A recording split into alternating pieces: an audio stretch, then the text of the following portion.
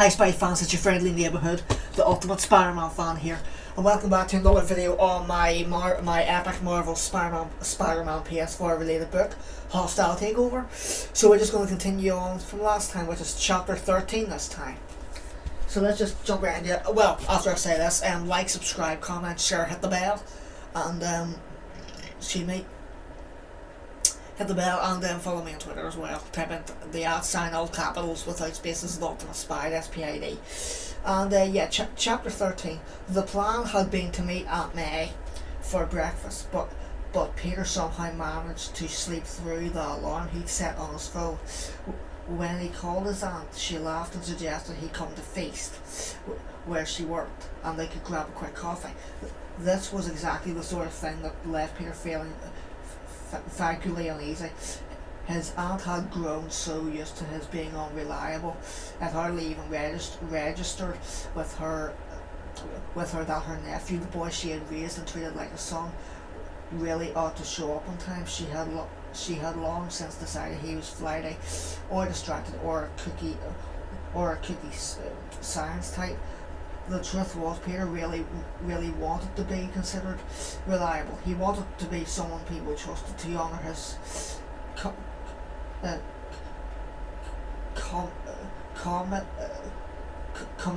commitments. Unfortunately, when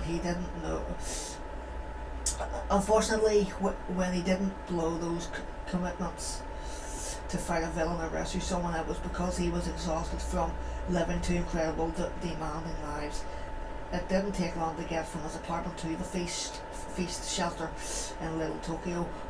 When he walked through the door, he immediately heard his aunt's voice talking in soothing tones. Her work at Feast was supposed to be administration, but as with all the charitable organisations, there were always more tasks than there were staff members, which meant everyone had to do whatever was needed at any given time. In this case, Aunt May was talking down a homeless man in camouflage clothing, and whose missing left leg meant he got around in crutches. They'd attracted a crowd, and several of the onlookers were frightened expressions. Peter insisted the urge to rush in Peter resisted the urge to rush in and stepped back to watch her in action. In doing so, he was reminded just how awesome his aunt could be. Everyone has bad days, Dave, she was saying in a firm voice. Everyone gets confused, and we're all tempted to take it out on the people who are trying to help us, but that doesn't make it right. Now, you owe this young man an apology for yelling at him. The man in camouflage turned to Harris, a clerical worker who usually affected hipster nerdness at the moment, though behind his impossibly chunky glasses, he wore an expression that combined fear of the man in cameo with Aunt May for taking control of the situation.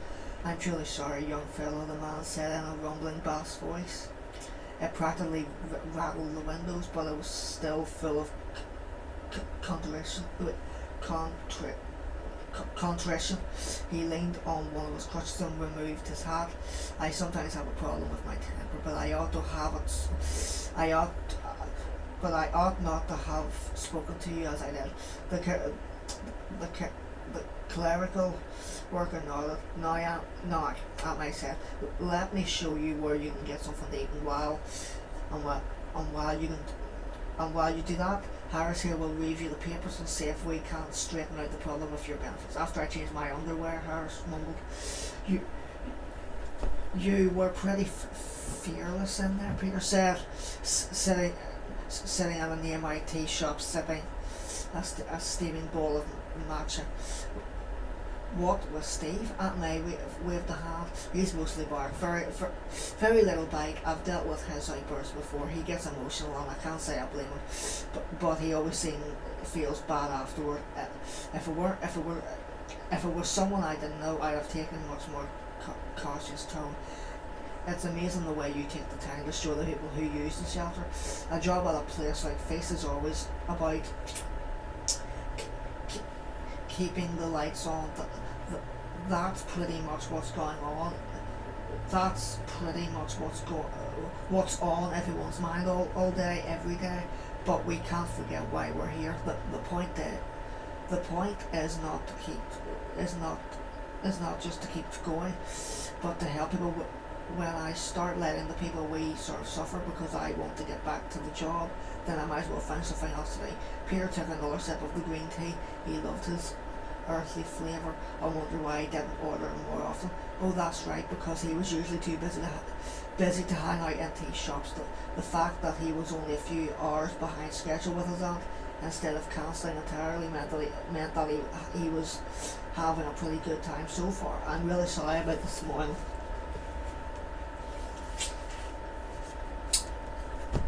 I know you're busy, she said, and you've always been easily distracted, but your heart is in the right place. I never doubt that, Peter.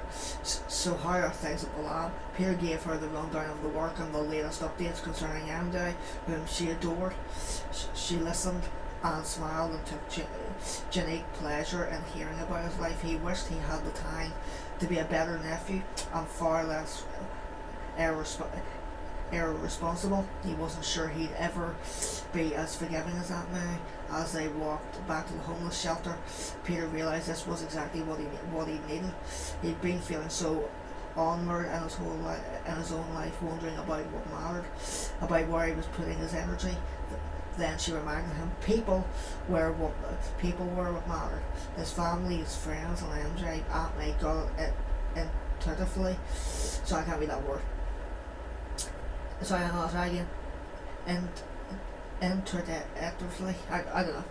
The little problems and frustrations never seemed to distract her from what was important. He walked her back to her desk and was about to leave when a smiling man in an impeccably tailored suit, and this must be the nephew I've heard so much about, the man said. Aunt May seemed to glow with pride. Peter, I'd like you to meet Martin Lee, our benefactor. He'd heard a ton about Mr. Lee, mostly from his aunt. He was a self-made man who'd become one of the city's most successful businessmen. From what Aunt May had said, Martin Lee was essentially the anti-Fisk, rather than wanting to wring money from suffering and trying to pretend he was a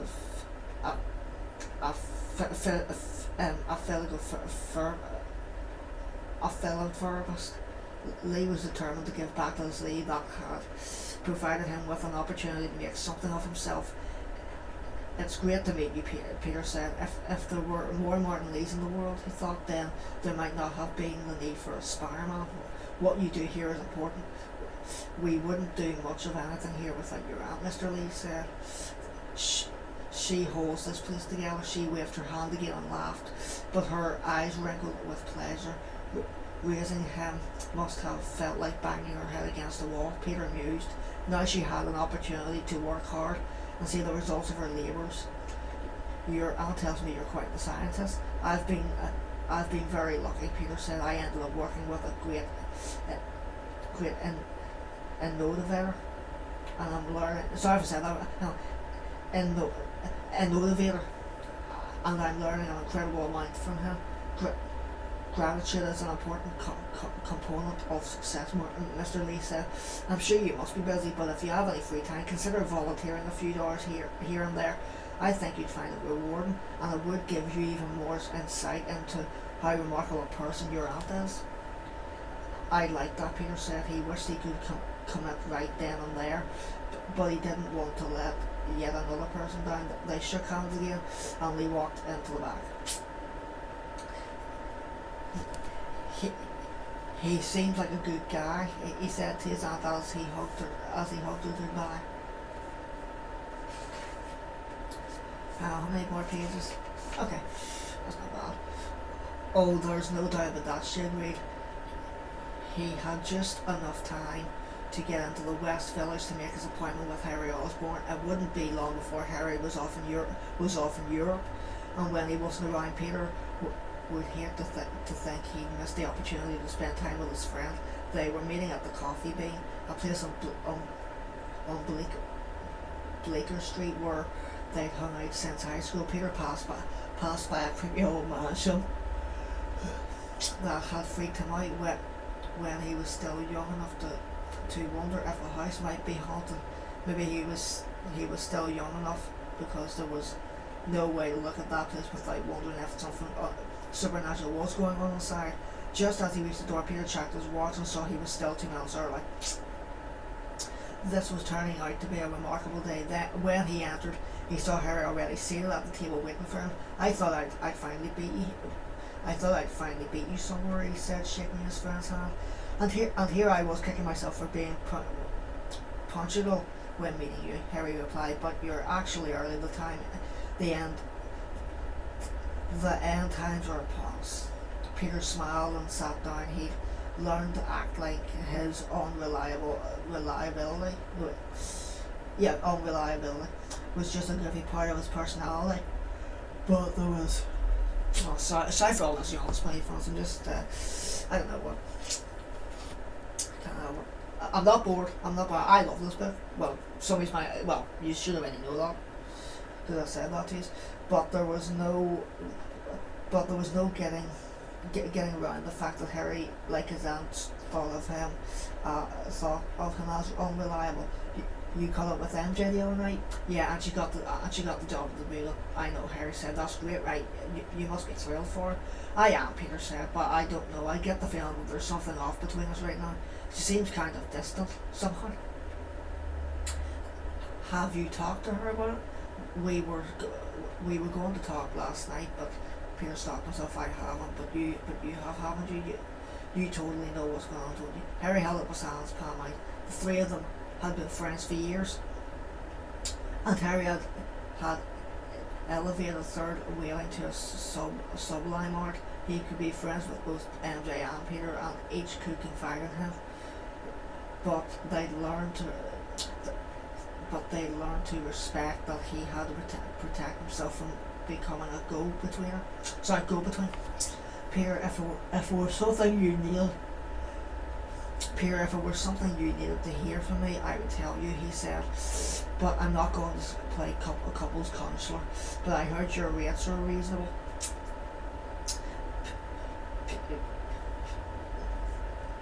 Peter made a... Sorry, Spidey-Fans, got lost there. Peter made a conscious decision not to worry. Couples had disagreements all the time, and whatever was bothering MJ, they would work it through. He was determined to enjoy his time with his friend, asking Harry about his travel plans. He allowed himself to relax and listen. When he'd been younger, it had been hard not to feel envious of Harry. Even now, the idea of picking up and spending months in Europe seemed like a fantasy. He couldn't even consider something like that. It wasn't because of the money, not that he had any, but because of the things that tied him down here in New York. He'd never consider walking away from his obligations. But the thought made for a nice daydream. They'd eaten lunch and were on the second coffees in the atmosphere and the restaurant seemed to shift. All conversations stopped at the same time. There were several gasps. Peter felt himself tense. He knew from experience how people responded when something terrible was happening, and at the same time his spider sense hadn't so much as twitched. Peter looked up and saw what had happened, and it was only the greatest effort that he kept to himself from Norman Osborn, the mayor of New York City, Harry's father, had just walked into the Coffee Bean. And that's on to chapter 14, Spidey-Fans. So yeah, once again I'll just say sorry for some of the pause in there during the story. Yeah, other than that, thanks for watching. Hope you enjoyed this, and yeah, as normal, I'll see all you Spidey-Fans in all of my next epic Spidey videos. It's your friendly neighbourhood, the ultimate Spidey-Fan, over and out. Thwap.